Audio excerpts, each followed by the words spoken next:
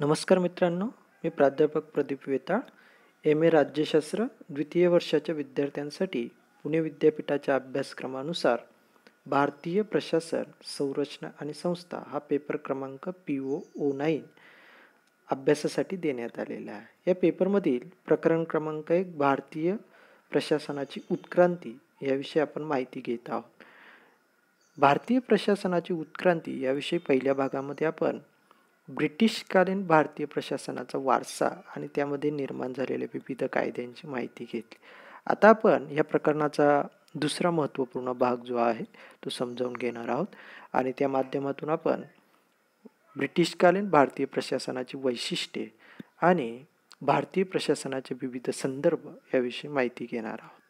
मित्रांनो, ब्रिटिशकालीन वारसा भारतीय प्रशासनास लाभला या संदर्भातील एकंदरीत असणारी माहिती जी आहे ती आपण या अगोदरच्या भागामध्ये जेव्हा घेतली त्यावेळी लक्षात येतं की 1774 पासूनचे कायदे तर स्वातंत्र्य मिळेपर्यंतच्या विविध कायद्यांचा समावेश त्यामध्ये होतो आणि त्या माध्यमातून ब्रिटिशांनी भारतामध्ये प्रशासकीय रचना आणि प्रशासकीय व्यवस्थेला आकार देण्याचं काम केलेलं आहे.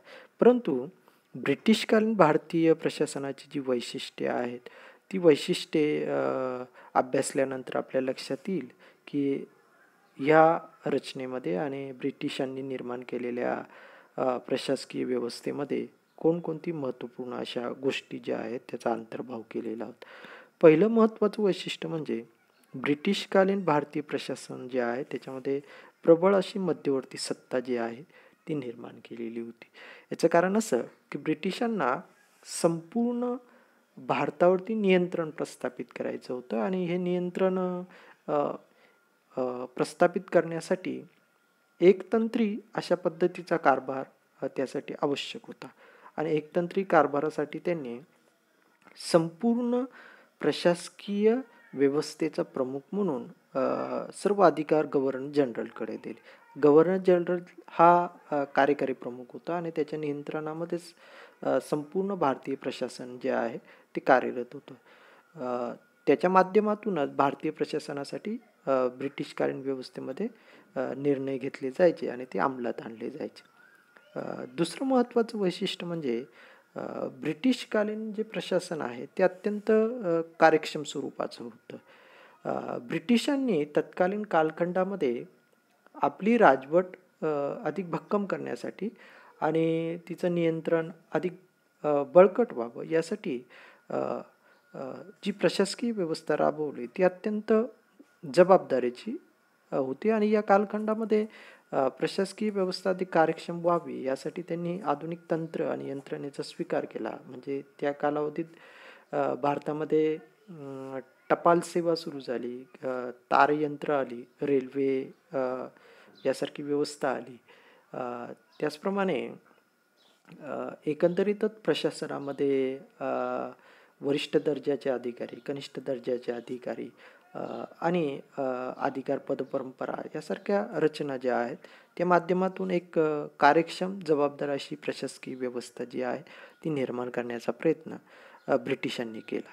याचबरोबर ह्या प्रशासकीय व्यवस्थेचं एक वैशिष्ट्य आहे की ही कायद्यांवर आधारित अशी प्रशासकीय व्यवस्था आहे. ब्रिटिशांच्या अगोदर सुलतानशाही असेल, मोगलशाही असेल, मराठेशाही असेल किंवा त्या अगोदर च्या प्राचीन राजघराण्यांचा आपण विचार केला तर त्यामध्ये रूढी परंपरा यासारख्या घटकांवर आधारित हे प्रशासन जे आहे ते राबवलं जात होतं. परंतु ब्रिटिश भारतात आल्यानंतर ब्रिटिशांनी ज्या पद्धतीने प्रशासकीय रचना निर्माण केल्या आणि त्याला आकार देण्याचं काम केलं त्यामध्ये ब्रिटिशांनी निर्माण केलेले कायदे अत्यंत महत्त्वपूर्ण ठरलेले. कायद्याचा आधार असलेलं हे प्रशासन होतं आणि कायद्याद्वारे हे प्रशासन कार्यान्वित केलं जायचं. या कायद्याचं उल्लंघन केल्यानंतर उल्लंघनाबद्दल शिक्षा किंवा दंड करण्याचा अधिकार देखील त्यामध्ये समाविष्ट केलेला होता. त्यामुळे कायद्याचं तंतोतंत पालन करणं हे या प्रशासनाचं प्रमुख उद्दिष्ट असायचं आणि त्यामुळे कायद्यांवर आधारित प्रशासन जे जबाबदार होतं आणि त्याच्यामध्ये जबाबदार निश्चिती करण्याचं काम देखील करण्यात आलेलं होते. त्यानंतर या प्रशासनाचं पुढचं महत्त्वाचं वैशिष्ट्य आहे ते म्हणजे नोकरशाहीला या प्रशासनामध्ये अत्यंत महत्त्व प्राप्त झालं. आपणास ठाऊक आहे की ब्रिटिश प्रशासनामध्ये वरिष्ठ दर्जाची जेवढी पदं होती त्या पदांवरती ब्रिटिश वंशाचाच व्यक्ती अधिकारी म्हणून नियुक्त केला जात होता आणि त्याचा अ, अ, एकंदरीतच प्रभाव प्रशासनावरती असायचा. ब्रिटिशांनी नोकरशाहीला प्रशासनामध्ये अ, इतकं महत्त्व प्राप्त करून दिलं की त्याद्वारे अ, नोकरशाही हीच प्रशासकीय व्यवस्थेची अनिवार्यता आहे अशा पद्धतीचं सूत्र त्यांनी निर्माण केलं. आणि त्यामुळे आपणास असं दिसतं की प्रशासकीय रचनेमध्ये नोकरशाहींचाच एक मोठा प्रभाव आणि नोकरशाहींची एक मोठी हुकुमशाही जी आहे ती ब्रिटिशांच्या कालखंडात आणि त्यानंतरही एकंदरीत प्रशासनामध्ये आपल्याला सातत्याने दिसते. त्यानंतर ब्रिटिशकालीन प्रशासकीय व्यवस्थेमध्ये नोकरशाहीच्या वैभवाचंही प्रदर्शन करण्याची एक पद्धती निर्माण झाली. म्हणजे तत्कालीन कालखंडामध्ये असणारे जे प्रशासकीय अधिकारी असायचे त्यांचे मोठमोठे दौरे आयोजित केले जायचे. निवास व्यवस्था असायच्या, कार्यालयीन व्यवस्था अत्यंत भव्य दिव्य असायच्या, त्यांचा डामडौल असायचा आणि अशा अधिकाऱ्यांच्या पाठीमागे देखील एक मोठा अ, अ, सामान्य कर्मचाऱ्यांचा एक वर्ग त्याच्या सेवेसाठी दिमतीसाठी सदैव सज्ज असायचा. त्याच्यासाठी मोटार असायची. यासारख्या अनेक गोष्टी आपल्याला दिसतात आणि त्याच्यावरती मोठ्या प्रमाणात खर्च केला जायचा आणि एक वैभवाचं दर्शन त्या कालखंडामध्ये असायचं.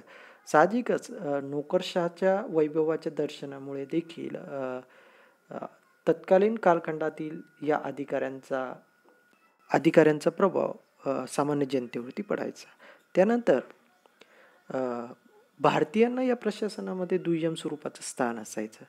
मी मागील महत्त्वाच्या एका घटकामध्ये आत्ताच सांगितलं की भारतीय प्रशासनामध्ये उच्च दर्जाची जी पदं असायची त्या पदांवरती ब्रिटिश वंशाचाच म्हणजेच गोरा अधिकारीच असायचा आणि सामान्य स्वरूपाची जी पदं असायची ज्याला आपण कारकुनी पदं म्हणतो, अशा प्रकारची पदं जी दुय्यम स्वरूपाची असायची, ज्या पदांना निर्णय घेण्याचा अधिकार नव्हता किंवा धोरण ठरवण्याचा अधिकार नव्हता, अशा प्रकारची पदं मात्र ब्रिटिशकालीन प्रशासनामध्ये भारतीय व्यक्तींकडे दिली जायची आणि ह्या पदांचे अधिकार देखील नियंत्रित असायचे.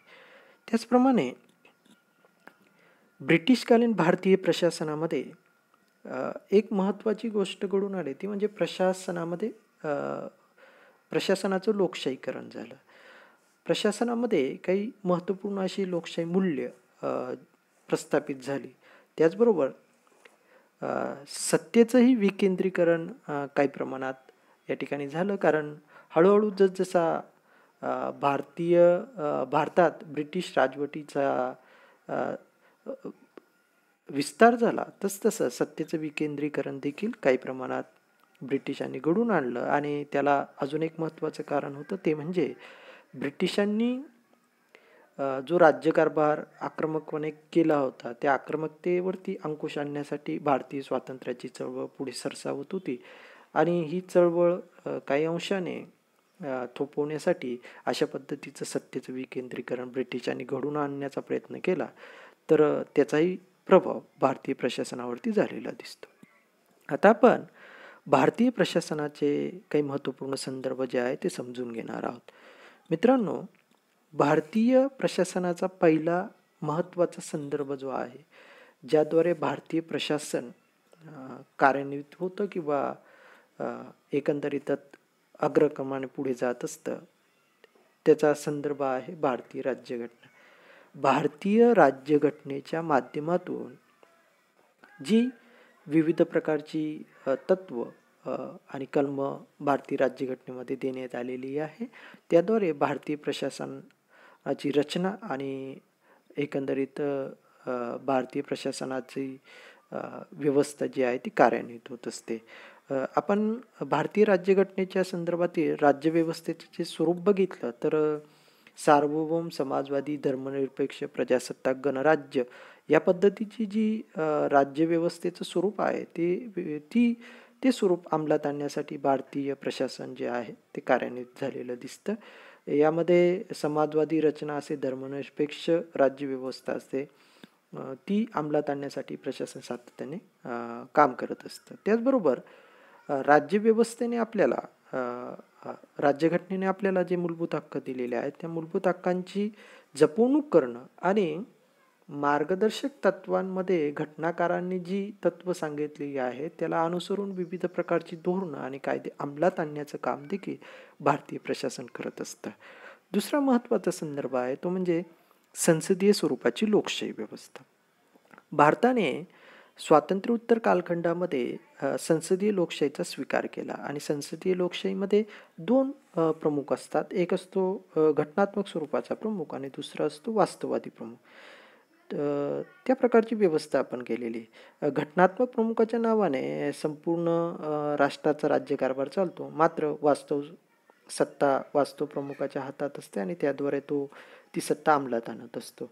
यामध्ये कार्यकारी मंडळ हे कायदेमंडळाला जबाबदार करण्यात येतं आणि कायदेमंडळाचा विश्वास असेपर्यंत कार्यकारी मंडळ आपल्या पदावरती असतं. ही एक महत्त्वपूर्ण व्यवस्था असल्यामुळे प्रशासन निरंकुश होत नाही, उलट ते नियंत्रित राहतं. त्याचबरोबर घटनेची सर्वोच्चता म्हणजेच देशाचा प्रमुख कायदा किंवा देशाचा मुख्य कायदा कोणता असेल तर तो घटनात्मक कायदा असेल, ती घटनेची सर्वोच्चता आणि जबाबदार शासन पद्धती या संसदीय शासन प्रणालीमुळे अंमलात आलेली आहे.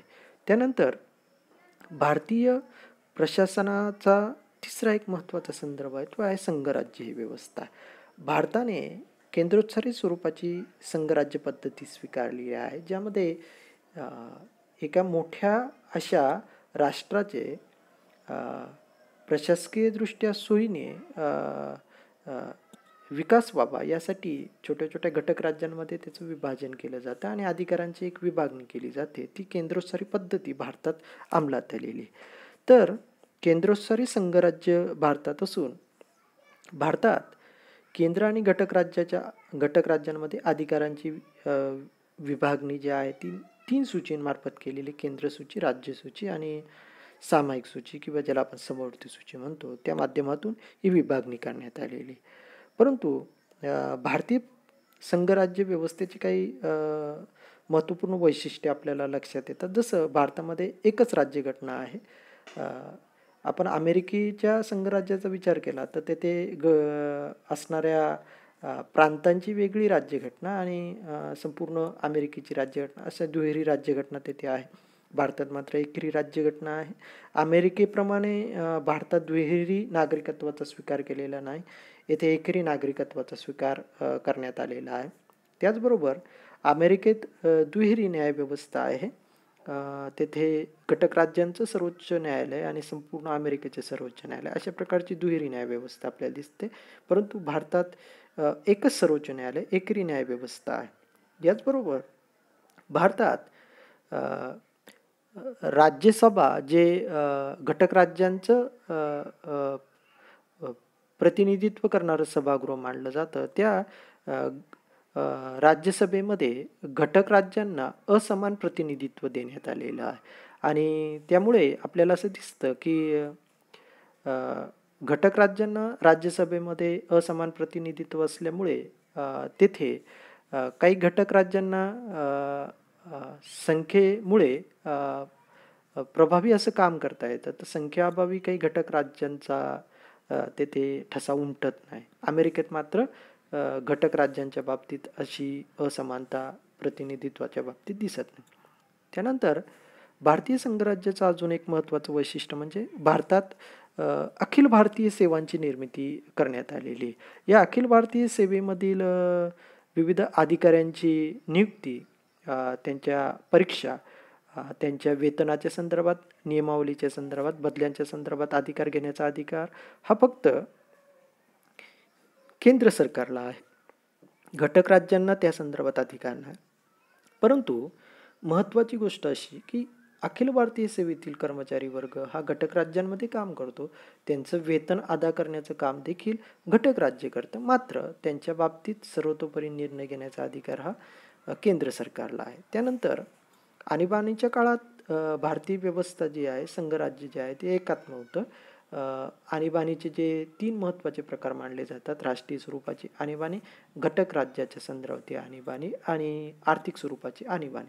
त्यातही आणीबाणी जाहीर केल्यानंतर खऱ्या अर्थाने संपूर्ण राज्यकारभार हा राष्ट्रपतीकडे केंद्रित होत असतो आणि केंद्राच्या माध्यमातून घटक राज्यांमध्ये देखील घटक राज्याच्या संदर्भात जी आणीबाणी जाहीर केली जाते त्यामध्ये राष्ट्रपतीचा दूत म्हणून राज्यपालाच्या हाती हे अधिकार केंद्रीभूत होत असतात. याचा अर्थ केंद्राचं एक मोठं वर्चस्व तत्कालीन कालखंडामध्ये घटक राज्यांवरती प्रस्थापित होत असतं. म्हणजेच केंद्रप्रबळ असं संघराज्याच्या दिशेने भारतीय संघराज्याची निर्मिती झाली. त्याचबरोबर राज्यपाल पदाद्वारे केंद्र सरकार घटक राज्यामध्ये एका अर्थाने नियंत्रण प्रस्थापित करण्याचं काम देखील करत असतं.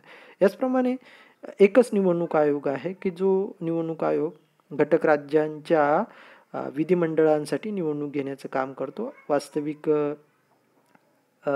हा निवडणूक आयोग केंद्रीय स्तरावरच्या कायदेमंडळाच्या संदर्भातील निवडणूक घेण्याचं देखील काम करतो आणि त्यामधील आयुक्त आणि इतर आयुक्त नेमण्याचा अधिकार केंद्र सरकारला आहे, तो घटक राज्याला. त्याचप्रमाणे नियंत्रक महालेखा परीक्षकाच्या माध्यमातून देखील घटक राज्यांच्या काही विभागांचं लेखांकन जे आहे किंवा एकंदरीतच लेखापरीक्षण जे आहे ते नियंत्रक महालेखा परीक्षकाच्या माध्यमातून केलं जात असतं. महालेखा परीक्षकाची नियुक्ती ही केंद्र सरकारच्याच माध्यमातून केली जात असते. म्हणजे भारतात जे संघराज्य आहे ते केंद्रप्रबळ आहे आणि तेथे घटक राज्यांना दुय्यम स्थान आहे. अशा प्रकारची प्रशासकीय आणि संघराज्यात्मक व्यवस्था जी आहे ती भारतात प्रस्थापित झालेली आहे. तर या ठिकाणी आपण भारतातील प्रशासकीय उत्क्रांतीच्या संदर्भातील महत्त्वपूर्ण माहिती जी आहे ती प्राप्त केलेली आहे. धन्यवाद.